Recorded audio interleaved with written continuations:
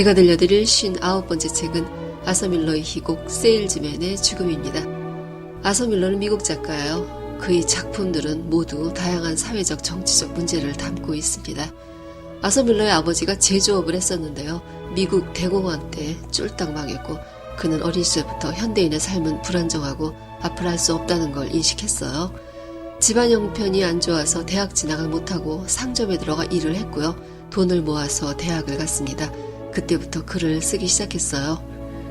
그의 거의 모든 작품들은 성공을 했고요. 그중 세일즈맨의 죽음으로 필리처상도 받았고 1949년 브로드웨이에서 초연된 이후 지금 이 순간도 어느 무대에선가는 공연이 올려지고 있습니다. 그의 두 번째 부인이 마릴린 몬로고요. 나이 왼발 데어 윌 비 블러드의 배우 다니엘 데이루이스가 사위예요.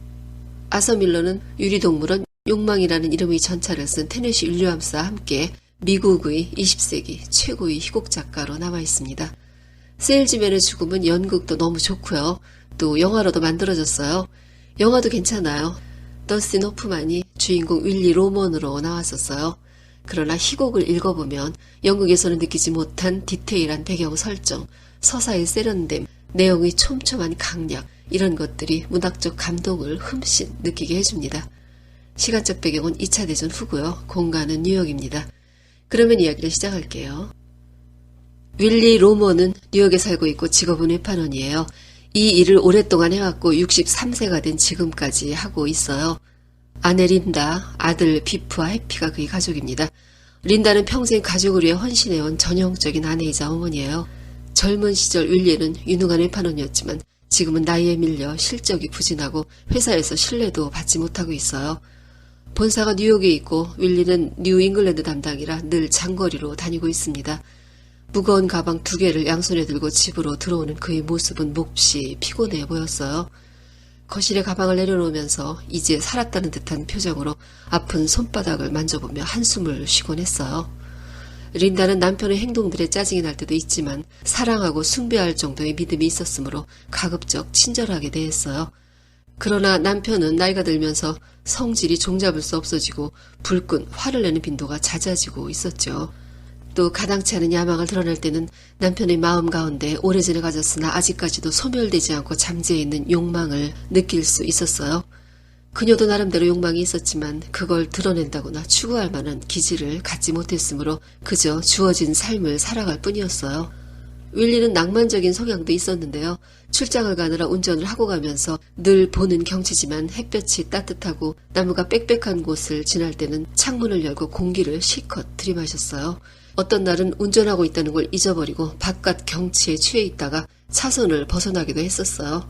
린다는 남편에게 뉴욕에서 일하도록 회사에 부탁하라는 말을 자주 합니다. 그녀는 남편이 이제 나이도 들었는데 지방으로만 쫓아다니도록 놔두는 회사 쪽에 불만이 있었어요. 윌리는 린다에게 언제부턴가 사람들이 자기를 좋아하지 않는 것 같으며 다른 외판원들은 손쉽게 실적을 내는데 자기는 하루 10시간을 뛰어도 그렇게 되지 않는다고 힘없이 말했어요. 이렇게 나가다간 린다를 더 고생시킬 것이며 애들에게 일자리 하나 마련해주지도 못할 것 같은 두려움을 느낍니다. 큰아들 비프는 34살이에요. 얼마 전까지 농장에서 일하면서 일주일에 고작 35달러만 받았어요. 지금은 일을 그만두고 집에 와 있으며 둘째 아들 해피는 직장에 다니고 있습니다. 윌리는 아들이 34살이나 되었는데 자립하지 못하고 있는 걸 수치라고 생각했어요. 그는 아들에 대한 기대가 컸고 아들을 믿었으므로 이렇게 된 걸 도무지 이해할 수 없었죠. 그의 기억에 비프는 매력있고 열심히 일했고 고등학교 때는 애들이 줄줄 따라다녔고 어쩌다 한 번만 웃어주어도 모두들 즐거워했다는 기억이 있었어요. 윌리는 그 자랑스러운 과거의 기억을 자주 말하곤 합니다. 실제로 비프가 고등학교 다닐 때만 해도 이 가족은 행복했어요. 두 아들은 부부의 자랑이었고 형제는 유순하게 아버지의 말을 잘 듣고 아버지가 능력 있는 사람이며 최고라는 자부심을 갖고 있었죠. 출장을 다녀오면 아들들은 아버지가 없어서 쓸쓸했던 시간을 말했고 윌리는 자신 있게 언젠가 내 사업을 시작하면 절대로 집을 떠나는 일이 없을 거라고 장담했었어요. 또 시간 날 때마다 출장의 여정들, 워터베리, 보스턴, 매사추세츠의 두 도시, 포틀랜드 등 다녀온 곳들의 이야기를 들려주었어요. 그들은 언제고 아버지를 따라가고 싶어 했고요. 윌리는 두 아들을 데리고 도시란 도시는 다 보여줄 것이며 미국은 아름다운 도시와 강직한 사람들로 꽉 차 있다고 말했어요. 어딜 가든 자신은 친구가 많아 대접받고 있으며 뉴잉글랜드의 거리마다 순경들이 자기 차처럼 봐주기 때문에 어디든 주차할 수 있다고 의시됐어요. 그는 두 아들이 자신의 가방을 들고 새 부자가 보스턴 상점문을 들어서면 굉장할 거라고 상상만으로도 즐거워했습니다. 그러다가 사건이 하나 일어납니다. 비프가 주 연합고사에서 수학에 낙제점을 받아요. 그건 졸업을 못하는 걸 의미했죠. 비프의 친구 버너드는 시험 일주일 전부터 집으로 찾아와 같이 공부해야 한다고 강조했어요. 버너드는 윌리의 친구 찰리의 아들로 공부를 잘했어요. 그러나 윌리는 버너드가 비프보다 인기가 없고 학교 성적은 좋을지 몰라도 사회에 나오면 비프와 해피가 5곱은 앞설 수 있다고 아들들에게 말하곤 했어요. 버너드는 비프가 수학에 문제가 있고 낙제를 할 수도 있다는 경고를 하려 했지만 윌리는 듣지 않았고 비프 역시 심각하게 생각하지 않았어요. 그리고 결국 낙제를 해버리고 말았습니다. 34살의 비프는 여위고 자신감을 잃고 있었어요. 해도 되는 것이 없고 꿈은 많지만 실현성은 희박했죠. 2살 아래 동생 해피는 키가 크고 전체적으로 힘이 있어 보이는 인상이에요. 그는 성적 매력이 있어서 여자들이 좀 따르는 편입니다. 그도 형과 마찬가지로 갈팡질팡하긴 했지만 패배를 알고 덤비는 짓은 하지 않았어요. 해피는 비프보다 긍정적이고 부모에 대해 애정과 연민을 갖고 있어요. 비프도 아버지가 고생했다는 걸 알고는 있지만 최근 들어 아버지와 자주 부딪혔어요. 아버지가 자신을 업신여기며 뭐라고 말을 하면 빈정거린다고 불평을 했죠.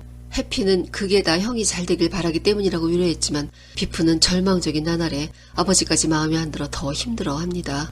그는 고등학교 이후 발송교원, 외판원 등 이것저것 7년 정도 했지만 수입이 너무 적었고 1년의 휴가는 고작 15일이었어요.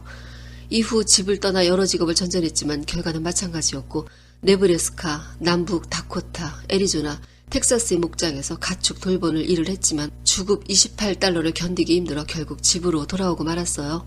직장에 다니는 해피는 승진의 기회를 호시탐탐 노리고 있어요. 회사의 판매부장이 어느 날 갑자기 죽으면 자신이 그 자리에 앉을 수 있다고도 말해요. 그는 아파트와 자동차 그리고 여자를 다 소유하는 게 소원이었어요. 비프는 동생에게 함께 서부로 가자고 말합니다. 목장을 하나 사서 가축을 기르면 잘할 수 있다고 생각했어요. 8,000달러만 있어도 참한 목장을 하나 살 수 있으니 로먼 형제 목장이라고 이름 짓고 열심히 일하면 그 이름이 세상에 온통 퍼질 거라고 예상했어요. 형의 제안에 해피는 좋아했고요. 그렇게 되면 회사의 중역들에게 자신이 성공을 보여줄 수 있다는 희망을 갖습니다. 윌리는 죽은 형인 벤의 환영을 가끔 봐요. 그건 주로 그가 쓸쓸히 지쳐있을 때였어요. 벤은 오래전에 집을 나간 아버지를 찾으러 알래스카로 떠났었어요. 그런데 방향을 잘못 잡아 남쪽으로 갔고 아프리카에 도착했죠. 거기서 다이아몬드 광산을 발견했고 부자가 되었어요. 윌리는 그 이후 형에게 갈 수도 있었지만 외판원이 더 장래가 있는 직업이라는 판단으로 가지 않았죠. 형은 아프리카에서 살다가 죽었어요. 유산이 꽤 많았지만 자식이 7명이라 윌리에게 돌아올 건 없었어요. 오래전에 벤이 준 다이아몬드가 박힌 시계줄이 있었는데 비프의 통신 교육비로 쓰느라 전당을 잡히고 말았어요.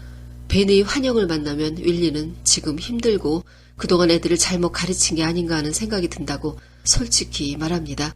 그리고 형을 따라가지 않았던 것에 대해서 깊이 후회를 해요. 린다는 비프가 아버지에 대해 불만이 쌓이는 걸 마음 아프게 생각해요. 자기에게는 남편이 가장 소중하므로 아버지를 하찮게 취급하거나 슬프게 하는 건 안 된다고 아들들에게 말해요. 비프는 어머니를 이해하지 못해요. 아버지가 어머니에게 소리 지르고 윽박 지르는 걸 상기시키지만 린다는 개의치 않죠. 비록 돈도 많이 벌지 못했고 이름이 신문에 난 적도 없고 뛰어난 사람은 아니지만 36년 동안 한 회사에서 열심히 일했고 회사 상표를 알리는데 기여했으나 이제 나이 먹었고 실적 없다고 무시하는 걸 아파하고 있어요. 700마일이나 달려 출장을 가면 아무도 환영해주는 사람이 없고 한 푼도 못 벌어 돌아올 때의 마음이 얼마나 슬프겠냐고 아들들에게 간곡히 말합니다.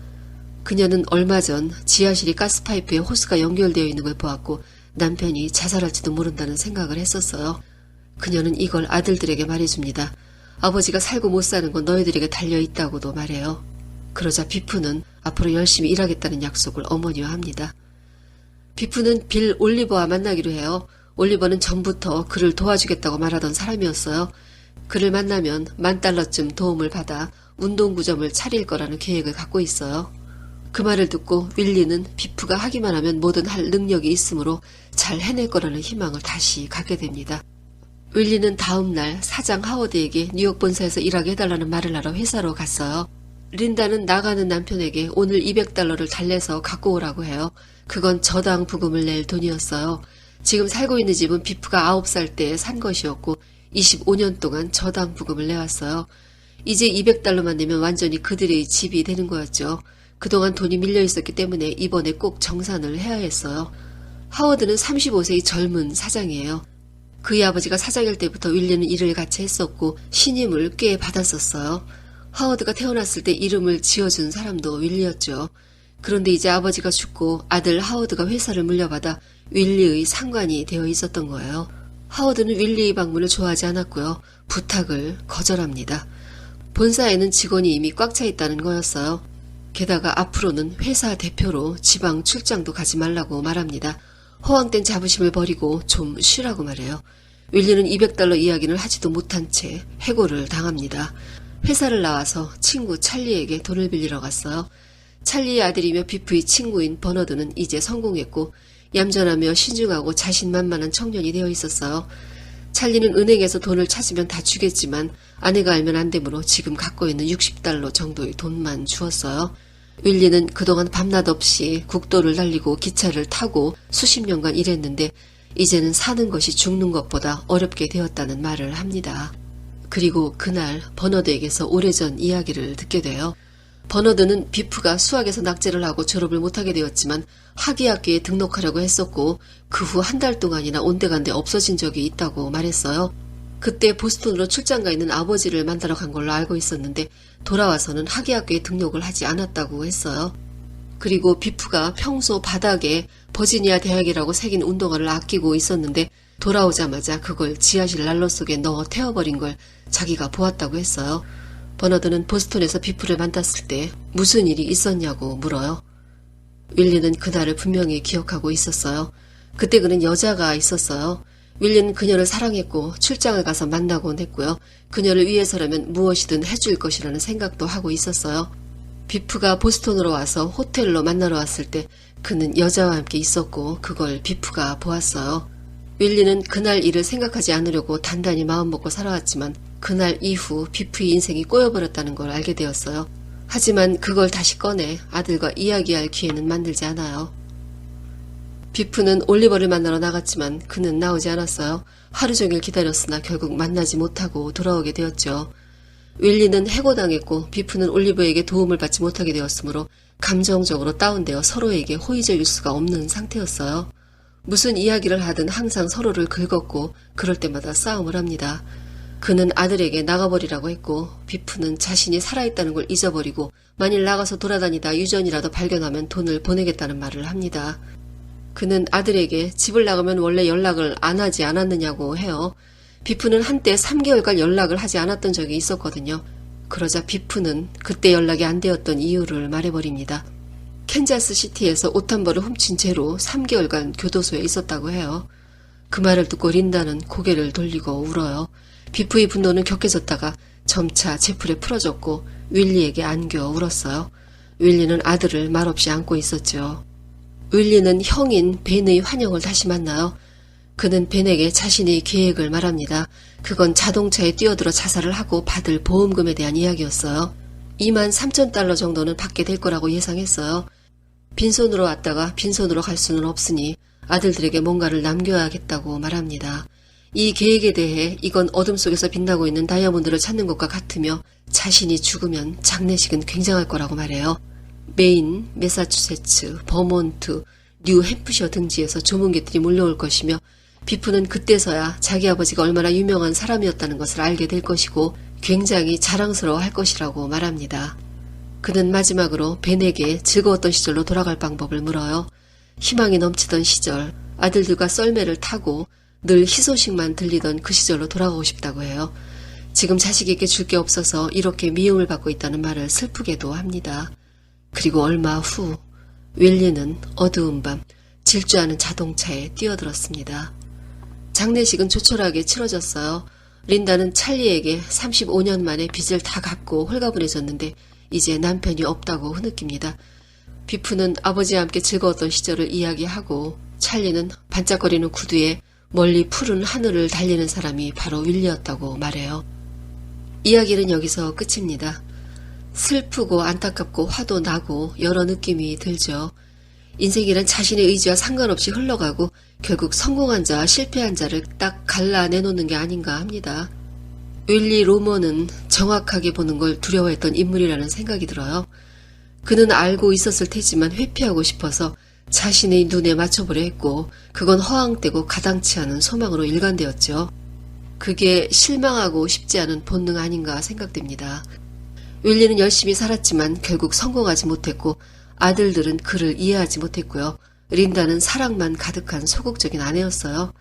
하지만 그는 아들에게 치부를 들켰고요. 그게 족쇄처럼 이어졌다고도 할 수 있습니다. 자신이 빛나는 시절에 넘치는 자신감으로 모든 게 가능할 거라는 착각을 했던 걸 겁니다. 이 희곡이 슬프게 다가오는 건 마지막 그의 결심 때문이죠. 그러나 이제 다시 시작될 남은 사람들이 죄책감도 슬프긴 마찬가지예요. 그러니까요. 돈이 중요하긴 하지만 그게 없어도 지켜내야 할 것들은 셀 수 없이 많다는 걸 명심하고 싶은데요. 돈을 제일 위에 올려놓으면 베풀어주는 데 대한 공치사가 있을 겁니다. 그게 상처와 갈등을 만들고 세월이 흘러도 치사한 기억으로 남아있죠. 그러느니 못해주는 아픔이 차라리 따뜻하지 않을까 하는 생각을 억지로라도 갖고 싶어요. 윌리는 성공하지 못했지만 행복한 가정을 만들 수 있었어요. 그러나 결국 못했고 그게 가장 깊은 슬픔으로 다가옵니다.